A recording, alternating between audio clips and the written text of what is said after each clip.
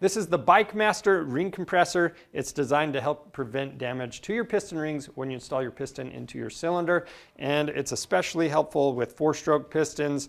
Now, the oil control rings on those pistons, they're a little more fragile, and some of them, like the KTM Husqvarna and Gas oil control rings, they can actually be a little bit harder to install. So that's where this comes into play. In my left hand, I have a 3-piece oil control ring. So you've got 2 thinner rings that sandwich the expander ring.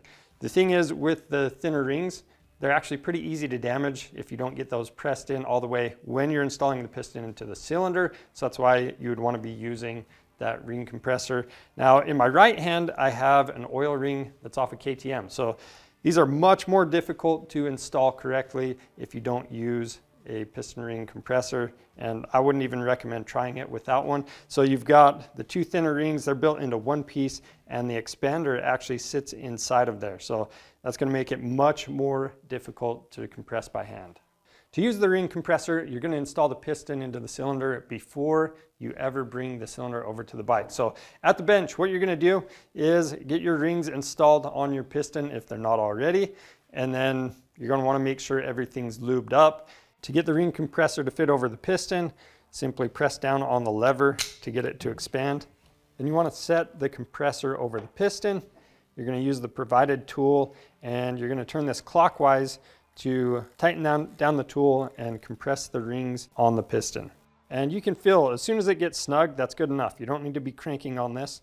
And then from here, you're going to expose just a little bit of the piston skirt so you can line that up with your cylinder. Then set the piston into the cylinder, and you're going to hold the compressor down and use the end of a soft mallet or a wooden mallet.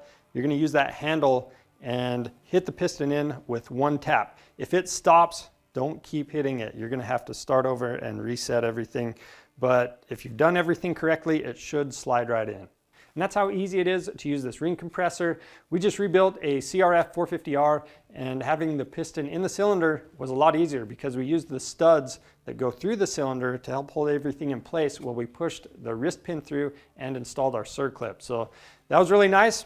Once you have that circlip installed, you just need to press the cylinder down and into place.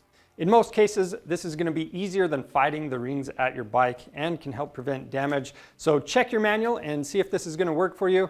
We've got 2 different sizes. One's going to be 90 millimeters to 175. The other one is going to be 38 to 83 millimeters. So the smaller size, that's going to fit your 250s, where the bigger size is going to be for your 450s.